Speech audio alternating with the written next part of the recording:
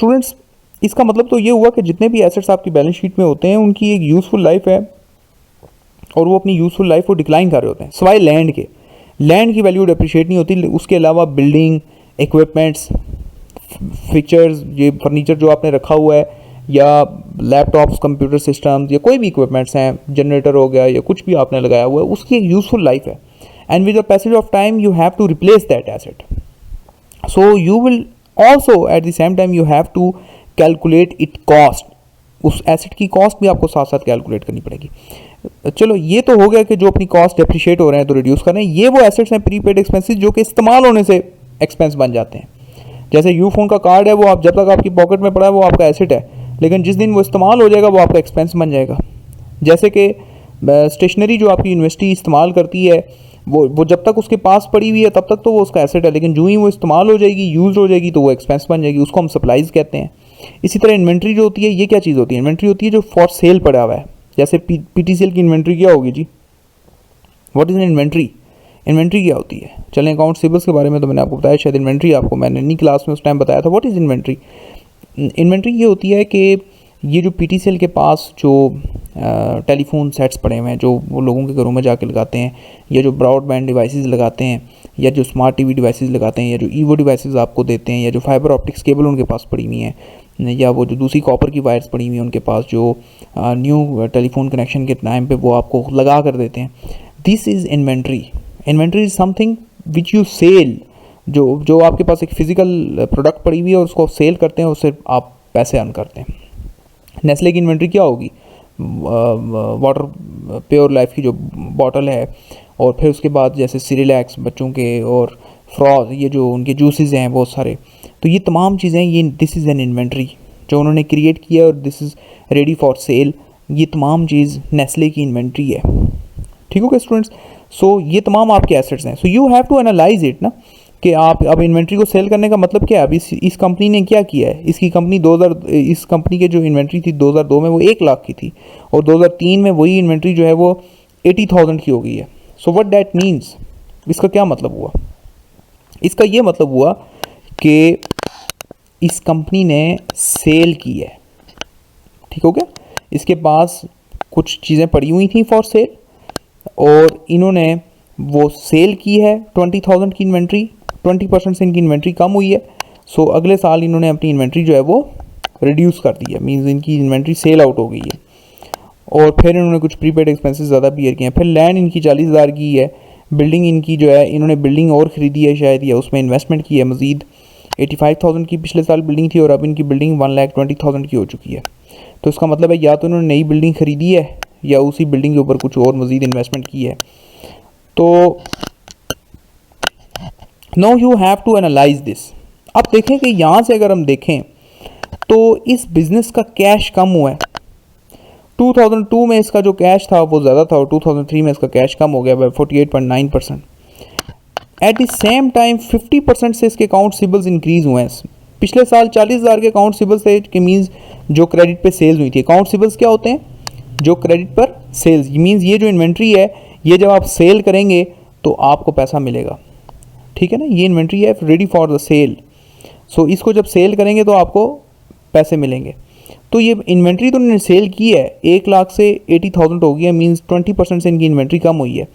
लेकिन ऐसा दिखाई दे रहा है कि अब देखें, पिछले साल इनके रिसीवेबल्स जो मीन्स इनको कस्टमर ने पैसे वापस करने थे वो 40,000 थे, इस साल 60,000 हो गए। तो इन्वेंट्री तो इन्होंने सेल की है, लेकिन वो पैसे इनको अभी तक मिले नहीं है। ठीक है? ये देखें, this is analysis. Account receivable increase by 50%, inventory reduce by 20%। Means इन्होंने अपनी इन्वेंट्री तो सेल की है, लेकिन इनके पास अभी तक कलेक्शन नहीं हुई। They don't have collect the money. अगर ये पैसा कलेक्ट हुआ होता तो ये यहाँ पर ऐड होता और इनका कैश इंक्रीज़ होता 20,000 से, लेकिन इनका कैश इंक्रीज़ नहीं हुआ, बल्कि इनका अकाउंट रिसीवेबल इंक्रीज़ कर गया बाय 20,000। सो इसका मतलब है इन्होंने सेल्स तो की हैं, इन्होंने अपनी इन्वेंट्री सेल आउट की है, लेकिन उस इन्वेंट्री से इन्होंने रिटर्न नहीं लिया, वो इनकी कन्वर्ट नहीं हुई इनटू कैश। सेल हुई है, इनकी प्रोडक्ट्स इन्होंने सेल की हैं। जैसे नेस्ले की मैं बात करूँ, उसकी इन्वेंट्री क्या है? जूसेस हैं, वाटर प्योर लाइफ की बोतल हैं, बच्चों के सिरिलैक हैं, और नेस्ले मिल्क पैक है, और देर मल्टीपल बहुत सारी उनकी प्रोडक्ट्स की पूरी एक रेंज है। सो वो अब उसको सेल करेंगे, तो अगर तो वो क्रेडिट पे सेल हो रही है कि मीन्स कस्टमर टाइमली पेमेंट नहीं कर रहा, तो इट्स मीन कि वो नेस्ले के लिए क्या होगा, अकाउंट रिसीवेबल्स होंगे। लेकिन अगर उन्हें कैश मिल गया तो फिर कैश इंक्रीज़ होगा। तो अब इस कंपनी क्लॉवर कॉर्पोरेशन का जो है वो कैश इंक्रीज़ नहीं हुआ बल्कि अकाउंट रिसीवेबल्स इंक्रीज़ हो गए हैं। इनकी इन्वेंट्री तो कम हुई, सेल तो इन्होंने की है लेकिन वो इनको कलेक्शन नहीं हुई in the form of cash. और फिर इसके बाद इस कंपनी ने, आपने देखा होगा कि ये एक मेजर इन्वेस्टमेंट कर ली है। 35,000 की इंक्रीज़ इसकी बिल्डिंग के अंदर आई है। तो 35,000 इस कंपनी ने, अब देखें कैश में तो सिर्फ 11,000 की कमी आई है, लेकिन ये बाकी अगर देखा जाए तो 20-22 हज़ार कहाँ से आया है फॉर द बिल्डिंग। अब देखना पड़ेगा, इसका मतलब है ऑब्वियस सी बात है कि अगर बिल्डिंग पहले 85,000 की थी और अब बिल्डिंग जो है वो 1,20,000 की होगी है, 41% की इंक्रीज़ आई है बिल्डिंग के अंदर। तो अगर बिल्डिंग की प्राइस जो है वो इंक्रीज़ कर गई है बाय 1,20,000, 35,000 की इंक्रीज़ आई है इसके अंदर, तो अब ये देखना ज़रूरी है कि ये बाकी के पैसे कहाँ से आए हैं। चलो कुछ तो पैसे इन्होंने कैश में दे दिए 11,500, तो अगर 35,000 में से 11,500 निकाला जाए तो पीछे आई थिंक बच जाता है 22,500 या समथिंग इस तरह से होगा। तो वो 22,500 इन्होंने कहाँ से लाया, इसका मतलब है नज़र आ रहा है कि या वो फिर नज़र आ रहा है कि डेट से इनके पास पैसा आया, डेट इंक्रीज़ हुआ है या फिर नेट इनकम ज़्यादा हुई होगी, या पॉसिबली फिर डेट से वो पैसा आया, इन्होंने किसी से लोन लिया है और तब इन्होंने बिल्डिंग को फाइनेंस किया। क्योंकि अगर नेट इनकम आई होती तो कैश इंक्रीज़ होता, लेकिन कैश में इंक्रीज़ नहीं आई बल्कि कैश में बहुत ज़्यादा रिडक्शन आई है। सो अब देखें इस किस्म का जो एनालिसिस है ना वो आप इससे रन कर सकते हैं। देखें परसेंटेज चेंज ने हमें क्या बेनिफिट दिया है, परसेंटेज चेंज ने हमें ये बेनिफिट दिया है कि हम ये चीज़ समझने की कोशिश कर रहे हैं कि कितनी परसेंटेज इंक्रीज़ या डिक्रीज़ आई है आइटम्स में। दीज आर द आइटम्स, ये एसेट्स के अंदर जितनी भी वैल्यूज़ मेंशन है हम इनको आइटम्स बोलते हैं, और अब हम यही समझने की कोशिश करते हैं कि इनके अंदर कितनी इंक्रीज़ और डिक्रीज़ आई है। ठीक हो गया, in the form of percentage. तो परसेंटेज की फॉर्म में आप ये तमाम इंक्रीज़ और डिक्रीज़ को एनालाइज करने की कोशिश करते हैं। सो स्टूडेंट्स ये मतलब आपका हो गया percentage change analysis of assets of the balance sheet. ये आप फिक्र ना करें, इसके बाद मैं प्रैक्टिकली परफॉर्म करूँगा आपके सामने तमाम चीज़ें, फिर आपको मज़ीद ऐसा ऐसा समझ आ जाएगी। जो चीज़ें यहाँ पे समझ नहीं भी अगर फ़र्ज़ करें आ रही तो वो फिर जब प्रैक्टिकली परफॉर्म होंगे, फिर जब आप खुद से उसको परफॉर्म करेंगे, और फिर क्योंकि मैं आपको आगे इसी चीज़ के ऊपर एक असाइनमेंट प्रोजेक्ट भी दूँगा, तो जब आप खुद से उस चीज़ को परफॉर्म करेंगे तो फिर आपको ज़्यादा बेहतर अंदाज में वो चीज़ समझ में आएगी। ओके, इसके बाद है जी आपके पास trend analysis. So what is the trend analysis? Trend analysis क्या चीज़ होती है जी? ट्रेंड एनालिसिस होता है कि आप ट्रेंड देखते हैं। Trend analysis is usually for the longer period of time. ये कम से कम 10-15 साल 20 साल इतने टाइम का एनालिसिस होता है। मतलब ट्रेंड एनालिसिस हम देखना चाहें जी 2010 से 2020 का, तो फिर पिछले हमें पता लग जाएगा पिछले 10-11 साल का ट्रेंड क्या है। Trend analysis is use to reveal the pattern in data covering successive periods. ठीक हो गया, जो पिछले तमाम एक जो सेशन चल रहा है उसके अंदर कितना जो है वो इंक्रीज़ और डिक्रीज़ है। सो सक्सेसिव पीरियड्स का ये आपको बताता है। हाउ जी analysis period amount divide by base period amount into 100%। तो ट्रेंड एनालिसिस के अंदर भी हम इसी तरीके से बेस पीरियड अमाउंट को सेलेक्ट करते हैं और उस बेस पीरियड अमाउंट के बेस के ऊपर जो है वो फिर हम वैल्यूज़ को कैलकुलेट करने की कोशिश करते हैं। अच्छा, कैसे करते हैं जी, ज़रा थोड़ा सा इसको भी समझने की कोशिश करते हैं। अब ये है जी बैरी प्रोडक्ट्स, एक कंपनी का नाम है, उसकी इनकम इंफॉर्मेशन है, या आप इसको ये भी कह सकते हैं जी कंपैरेटिव इनकम स्टेटमेंट। नहीं, कंपैरेटिव इनकम स्टेटमेंट कंप्लीट नहीं है क्योंकि ये कंप्लीट इनकम स्टेटमेंट नहीं है। सो इसलिए सिर्फ ये इनकम इंफॉर्मेशन है for the years ended December 31st। अब ये 5 साल की इनकम स्टेटमेंट की वैल्यूज़ हैं, सारी इनकम स्टेटमेंट नहीं है, सिर्फ इसमें से revenue mean sales minus cost is equals to gross profit है। सिर्फ 3 आइटम्स हैं। इसके बाद ऑपरेटिंग एक्सपेंसेस लेस होते हैं जिसमें एडमिनिस्ट्रेटिव, सेलिंग, इंटरेस्ट, टैक्स और डेप्रिसिएशन और दी सॉर्ट ऑफ एक्सपेंसेस जो हैं वो लेस होते हैं। फिर उसके बाद नेट इनकम आती है। तो ये सिर्फ 3 आइटम्स यहाँ पे गिवन है। ओके स्टूडेंट्स, तो ट्रेंड एनालिसिस के अंदर हमारे पास जो है वो 5 ईयर्स अगर देखें, ये अब इस क्वेश्चन के अंदर ट्रेंड एनालिसिस किया जा रहा है फ्रॉम 1999 टू 2003। 5 ईयर्स का डाटा यहाँ पर मौजूद है जिसमें जस्ट रेवेन्यूज़ हैं, उसमें से कॉस्ट ऑफ सेल्स को लेस किया जा रहा है और ग्रॉस प्रॉफिट आ रहा है।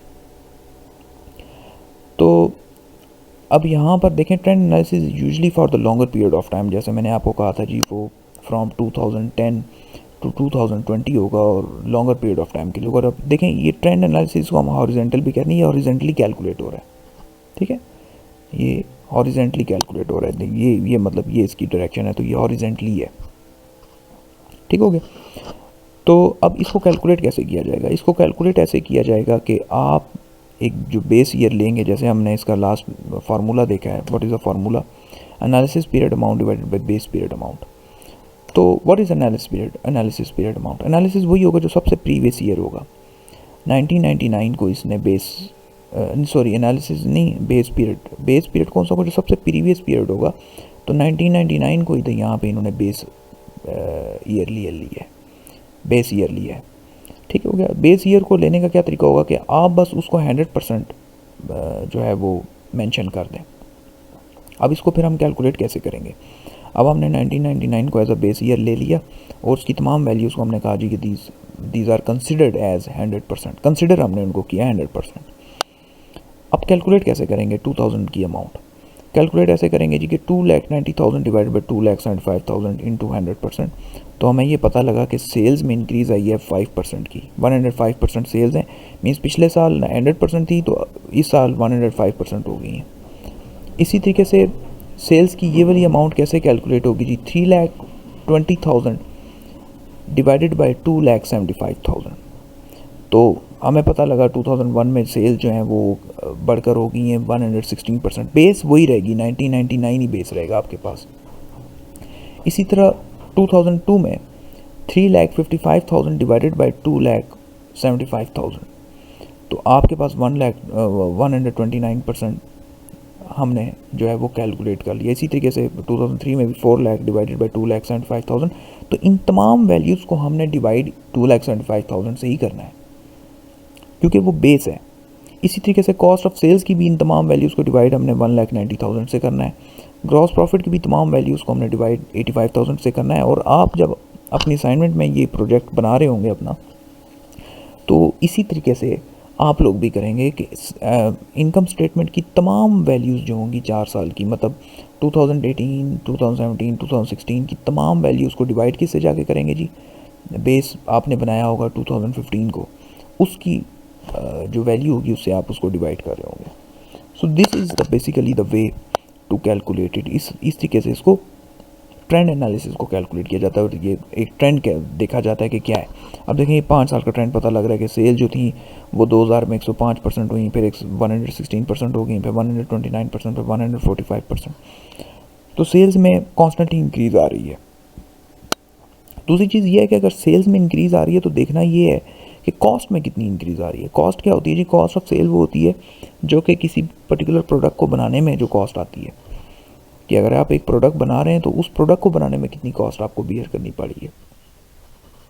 तो यहाँ पर अब ये देखना चाह रहा है कि अगर सेल 105% बढ़ी थी तो कॉस्ट भी 4% से बढ़ी थी, ठीक है ना, 104% कॉस्ट भी हुई है, मतलब कॉस्ट भी सेल्स के साथ साथ ही चल रही है। उसके साथ साथ यहाँ पे अगर 116% सेल बढ़ी थी तो कॉस्ट भी 118% बढ़ गई थी, मीन कॉस्ट ज़्यादा रेशो से बढ़ी है। फिर 129% अगर रेवेन्यू बढ़े तो 132% कॉस्ट बढ़ी है। तो इट्स मीन कि कॉस्ट जो गुड को बनाने पे आ रही है वो ज़्यादा इंक्रीज हो रही है as compare to the sales. So why? अब इस चीज़ का आंसर जो है वो मैनेजर ज़रूर ढूंढेंगे और जो इंटरनल मैनेजमेंट है वो ज़रूर तलाश करने की कोशिश करेगी क्यों कॉस्ट बढ़ रही है, इसकी क्या वजह है, कौन से ऐसे अखराजात हैं जो ज़्यादा होते जा रहे हैं और हमें अगर उनको कंट्रोल करें तो हमारे जो रेवेन्यूज़ हैं वो फिर ग्रॉस प्रॉफिट बढ़ सकता है। देखिए ना, जितनी कॉस्ट कम होगी उतना ज़्यादा ग्रॉस प्रॉफिट होगा, क्योंकि 4 लाख माइनस 2,85,000 ये माइनस हो रहा है कॉस्ट ऑफ सेल, फिर आ रहा है ग्रॉस प्रॉफिट 1,15,000 का, 2,75,000 माइनस 1,90,000 इक्वल्स टू 85,000। सो ये कॉस्ट जो है रेवेन्यू से लेस होती है तब ग्रॉस प्रॉफिट आता है। So in this way we can able to calculate the trend, और ये यूजली होता है। मैं इसलिए आपको मैंने आपको 4 इयर्स का डाटा कहा है कि आप डाउनलोड करें। उसकी बेसिक जो वजह है वो यही है, सिर्फ ट्रेंड एनालिसिस की वजह से, नहीं तो मैं आपको अगर परसेंटेज चेंज अगर करना होता तो वहाँ पे भी 2 साल का हो जाता है, लेकिन वो 2 इयर्स का जो है परसेंटेज चेंज जो है वो ऑलमोस्ट फैसिलिटेट कर रहा होता है for 2 years analysis. Percentage change जब आप इसी तरह कर रहे होंगे तो उसमें आप 2018-17 का कर रहे होंगे और इसी तरीके से 2016 और 15 का कर रहे होंगे, ठीक हो गया। लेकिन जब ट्रेंड कर रहे होंगे तो फिर आप बेस ईयर एक ही 2015 लेंगे और तमाम ईयर्स का एनालिसिस 2018, 17 और 16 का 2015 के साथ उसको कंपेयर कर रहे होंगे। So these are the ways, ठीक हो गया जी। अब ये तो सिर्फ इनकम स्टेटमेंट का है ना, तो आपने पूरी इनकम स्टेटमेंट का मतलब आप अपनी उस असाइनमेंट के अंदर जो है वो इसमें उसका ट्रेंड एनालिसिस भी करेंगे और बैलेंस शीट का भी ट्रेंड एनालिसिस करेंगे। इसी तरीके से आप percentage change analysis income statement का भी करेंगे और बैलेंस शीट का भी करेंगे। तो चलें ये मैं आपको थोड़ा थोड़ा चलें व्हाट्सएप पे भी गाइड करता रहूँगा, लेकिन यहाँ पर भी मतलब आपको समझ आ जानी चाहिए कि आपने ट्रेंड एनालिसिस करना है, परसेंटेज चेंज एनालिसिस करना है, वर्टिकल एनालिसिस करना है, इनकम स्टेटमेंट का भी और बैलेंस शीट का भी, ठीक हो गया। इसके बाद ये असाइनमेंट नंबर 2 आप सबमिट करवाएं। इसी असाइनमेंट नंबर 2 के ऊपर आप ये सारे एनालिसिस करेंगे फिर, और उसकी डेट मैं आपको दे दूँगा आगे तकरीबन 1 मंथ की ऑलमोस्ट। चलें अब इससे आगे हम चलते हैं जी, और आगे जो हमारा एनालिसिस है वो है जी component analysis, component percentage change analysis. इसको मैंने आपको कहा था कि इसको हम वर्टिकल एनालिसिस भी कहते हैं और इसको हम जो है वो कॉमन साइज एनालिसिस भी कहते हैं।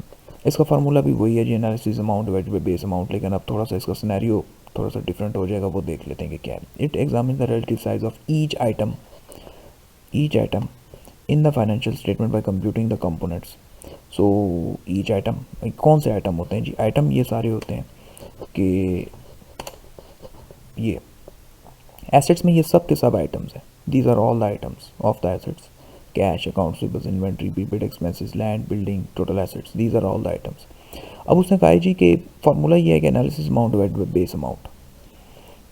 अब यहाँ पर कौन सी एनालिसिस अमाउंट होगी? ये वही कंपैरेटिव बैलेंस शीट है आपके पास, this is the same balance sheet, ये वही बैलेंस शीट है। अब इसमें एनालिसिस अमाउंट्स कौन कौन सी होंगी? इसमें आप दोनों ईयर्स को अलग अलग कैलकुलेट करेंगे, 2003 को अलग कैलकुलेट करेंगे, 2002 को अलग कैलकुलेट करेंगे। 2003 में अब हम उसको कैसे कैलकुलेट करेंगे कि हम यहाँ पर बेस अमाउंट जो बनाएंगे, अब यहाँ पे ईयर नहीं होगा, यहाँ पे अमाउंट्स होंगी। यहाँ पे 2003 की बेस अमाउंट होगी टोटल एसेट्स और 2002 की बेस भी अमाउंट होगी टोटल एसेट्स, और बाकी तमाम एसेट्स को हम चेक कर रहे होंगे against the total assets. So how we will be able to calculate it कि अब आप बेस अमाउंट मींस तमाम आइटम्स को डिवाइड करेंगे अगेंस्ट द बेस अमाउंट, ठीक हो गया। तो 12,000 divided by 3,15,000 is equal to 3.8% आ जाएगा। इसी तरीके से 23,500 divided by 2,89,700 is equal to 8.1% आ जाएगा। इसी तरीके से 60,000 डिवाइडेड बाई 3,15,000 होगा और 40,000 डिवाइडेड बाई 2,89,000 होगा। 80,000 डिवाइडेड बाई 3,15,000 होगा। 1 lakh of inventory divided by 2,89,700 होगा। आगे नेक्स्ट पेज में सारी वैल्यूज़ कैलकुलेट हो गई हैं। इस तरीके से हम जो है वो अपनी तमाम ये वैल्यूज़ जो हैं वो कैलकुलेट कर लेंगे। This is the way and then we will able to analyse it after calculating this, के फिर हम उसको एनालाइज करने की भी कोशिश करेंगे और समझने की कोशिश करेंगे कि ये एनालिसिस जो है ये क्या है बेसिकली। अब यहाँ पर आप देखें कि कैश जो है वो हमने देखा था, परसेंटेज चेंज भी जब हम कर रहे थे तो हमने कहा था कि 2003 में कैश ज़्यादा, 2002 में ज़्यादा था, 2003 में कम हो गया। अब हुआ क्या है कि यहाँ पे भी देखें परसेंटेज चेंज, सॉरी ये वर्टिकल एनालिसिस हमें क्या बता रहा है। आप देखें ये वर्टिकली हो रहा है, ये एनालिसिस वर्टिकली हुआ है कि टोटल एसेट्स के अगेंस्ट हमने इन तमाम आइटम्स को चेक करना है। अब टोटल एसेट्स के अगेंस्ट जो है कैश 2002 में 8.1% था और 2003 में 3.8% था।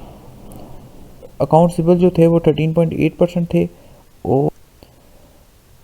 और 2003 में जो है वो 3.8% थे अगेंस्ट द टोटल एसेट्स। इसी तरीके से अकाउंट्स रिसीवेबल जो थे वो 13.8% थे इन 2002 और 19% थे इन 2003 अगेंस्ट द टोटल एसेट्स। इसी तरीके से इन्वेंट्री जो थी वो 34.5% थी इन 2002 और 2003 में वो 25.4% हो गई। सो अब देखा जाए तो करंट एसेट्स जो थे, टोटल करंट एसेट्स, वो 56.9% थे इन 2002, और 2003 में वो 49.2% हो गए, मीन्स कम हो गए। वो कम क्यों हुए? वो कम हुए जी कैश की वजह से और इन्वेंट्री की वजह से। देखें, इन्वेंट्री में कम से कम 9% की डिक्रीज़ आई है, कैश में ऑलमोस्ट 4-5% की डिक्रीज़ आई है। इसी तरीके से बिल्डिंग की अमाउंट जो है देखें वो इंक्रीज़ हुई है। पिछले साल वो 29.3% थी, इस साल वो 38.1% है, मीन उसकी अमाउंट इंक्रीज़ आई है। लैंड की अमाउंट में वैसे इंक्रीज़ तो नहीं आई, लेकिन सिर्फ टोटल एसेट्स की अमाउंट बढ़ने की वजह से ये थोड़ा सा डिफरेंस जो है वो दिखाई दे रहा है। मीन्स देखें बल्कि कम हो गई है लैंड की अमाउंट, लेकिन ये हकीकत में कम नहीं हुई, सिर्फ टोटल एसेट्स बढ़ने की वजह से ऐसा हुआ है। So this is the way to calculate the component और वर्टिकल एनालिसिस। ये वर्टिकली कैलकुलेट होता है।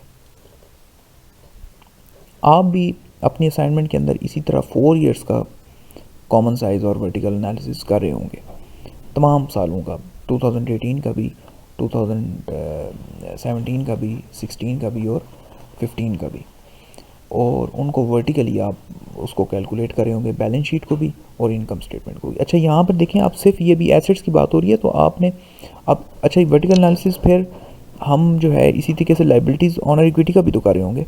तो वहाँ पर क्या होगा? वहाँ पर ये होगा जी कि आप देखें इसी कंपनी की ये कंपैरेटिव बैलेंस शीट है जिसमें लाइबिलिटीज़ भी हैं और ऑनर इक्विटी भी है। ये वही मतलब है जो स्टार्ट से चलती आ रही है, जो कि जिसके ऊपर हमने क्लॉवर कॉर्पोरेशन जो जिस पे परसेंटेज चेंज एनालिसिस भी किया था। अब ये देखें, ये लाइबिलिटीज़ उस वक्त नहीं आपने देखी थी, ये अब फर्स्ट अभी आई हैं कंपोनेंट एनालिसिस के अंदर।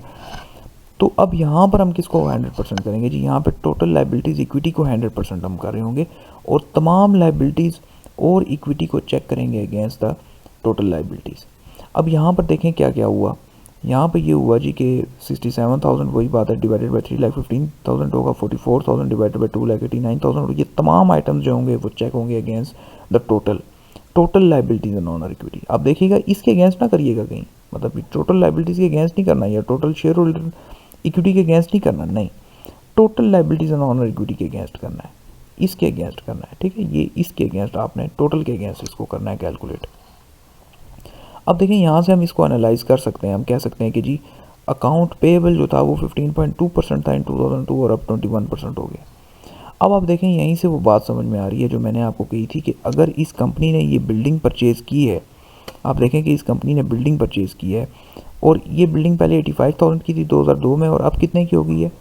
1,20,000 की। इसका मतलब 35,000 की इंक्रीज़ आई है बिल्डिंग के अमाउंट में। तो यहाँ पर कितनी डिक्रीज़ आई जी? यहाँ पर डिक्रीज़ आई थी 11,500 की, जो हमने ट्रेंड में कैलकुलेट की थी। मींस कैश मतलब 8.1% था और 3.8% हो गया, तो ऑलमोस्ट 11,500 की कैश में डिक्रीज़ आई है। लेकिन 11,000 तो चलो यहाँ से बिल्डिंग की अमाउंट दी है, तो बाकी अमाउंट कहाँ से दी है?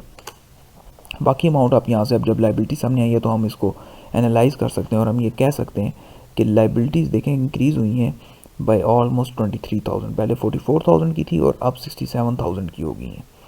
23,000 से लाइबिलिटी अकाउंट पेबल इंक्रीज़ हुआ। इसका मतलब इन्होंने जो बिल्डिंग फाइनेंस की है वो अकाउंट पेबल इन्होंने लोन लिया है, लेकिन वो इंटरेस्ट पे नहीं लिया। मैंने आपको कहा था अकाउंट पेबल में इंटरेस्ट शामिल नहीं होता। नोट्स पेबल और अकाउंट पेबल का सबसे बड़ा डिफरेंस क्या है कि अकाउंट पेबल में जो आप लोन लेते हैं उसमें इंटरेस्ट शामिल नहीं होता और नोट्स पेबल में इंटरेस्ट शामिल होता है, ये आप बैंक से लेते हैं लोन। और अकाउंट पेबल यही होता है कि चलो किसी से उधारी चीज़ ले ली और उसको 5-10 दिनों में, 1 माह में पैसे वापस कर दिए। अब यहाँ पे ये पता लग रहा है कि इस कंपनी ने जो बिल्डिंग को फाइनेंस किया है वो थ्रू अकाउंट पेबल किया है, क्योंकि अकाउंट पेबल इनके 23% से 23,000 से इंक्रीज़ हुए हैं। आप देखें पिछले साल इनके अकाउंट पेबल जो थे 15.2% थे और इस साल इनके अकाउंट पेबल जो हैं वो 21.3% है। तो टोटल लाइबिलिटीज़ जो हैं, टोटल करंट लाइबिलिटीज़ इस कंपनी की कितनी है? इस बार 22.2% हो गई हैं। इसी तरह लॉन्ग टर्म लाइबिलिटी भी इन्होंने को बॉन्ड शॉन्ड भी जो है वो इशू किया हुआ है और उसके अगेंस्ट भी इन्होंने लोन लिया हुआ है 8% पे। तो पिछले साल जो है 80,000 इन्होंने इशू किया हुआ था, इस साल वो बॉन्ड जो है वो 75,000 इन्होंने शायद रीपे कर दिया होगा। लोन भी इन्होंने, इसका मतलब 5,000 रीपे किया।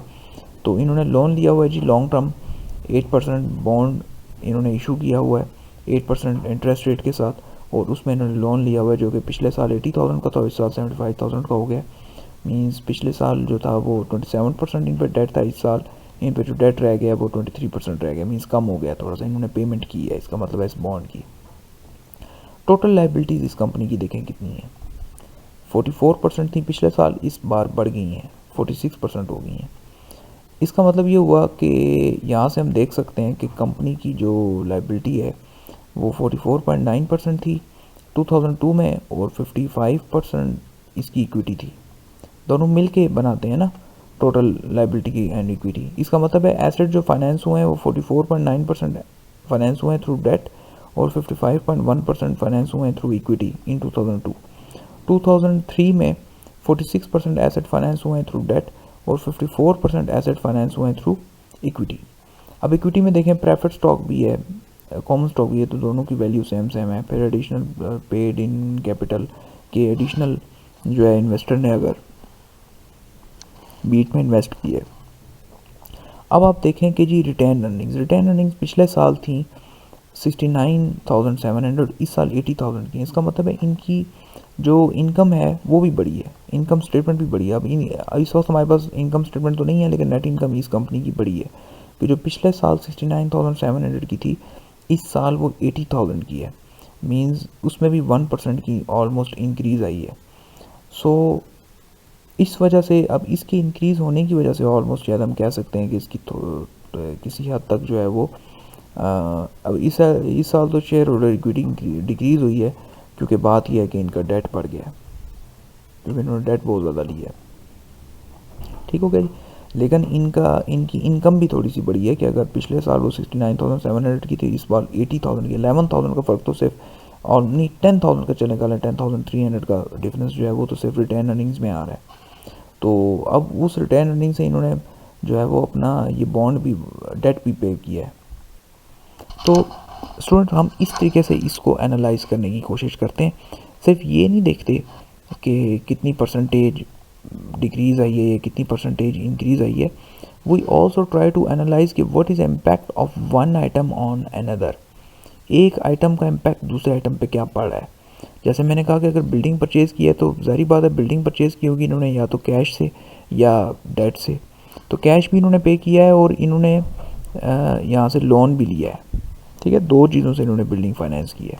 उसके बाद इन्होंने अपना डेट भी रिपे किया है, जो इससे पहले इन्होंने लॉन्ग टर्म इन्वेस्टमेंट किया, सॉरी जो लॉन्ग टर्म लोन लिया हुआ है वो भी इन्होंने रिपे किया 5,000 का, और वो पॉसिबली इंटरेस्ट के साथ पे किया है। तो हालांकि इनकी इनकम बड़ी थी, लेकिन क्योंकि इन्होंने इंटरेस्ट के साथ रीपेमेंट किया तो वहाँ पे भी इनके ठीक ठाक पैसे लग गए हैं। सो इस तरीके से आप इसको एनालाइज करने की कोशिश करेंगे और आप देखेंगे कि कैसे हम जो है वो किसी कंपनी का एनालिसिस कर सकते हैं। Financial statement analysis, no this is the financial statement analysis. यही जो है वो वर्टिकल एनालिसिस आप बना रहे होंगे इनकम स्टेटमेंट का भी। अब वहाँ पे आप 100% किसको करेंगे, जो है वो इनकम स्टेटमेंट के अंदर किसको 100% आप कंसिडर करेंगे, किस अमाउंट को। इनकम स्टेटमेंट के अंदर आप जो है 100% कंसिडर करेंगे सेल्स को। सेल्स आर 100%, और तमाम जो फर्दर आइटम्स हैं, cost of goods sold, gross profit, operating expenses, interest, tax, ये वो, इवन नेट इनकम भी, ये सारे के सारे जो हैं क्योंकि सेल्स से लेस हो रहे हैं तो सेल्स 100% होंगी। और हम देखेंगे कि what is the stake of all of these items, means cost of sales, admin expenses, taxes, interest and net income against the total sales. So means उसमें बेस अमाउंट जो होगी वो सेल्स होगी, और बाकी तमाम आइटम्स जो होंगे वो एनालिसिस अमाउंट होंगी इनकम स्टेटमेंट में। मैं इसके प्रैक्टिकल क्वेश्चन भी आपके सामने करूँगा ताकि आपको थोड़ा सा ईजी हो जाएगा।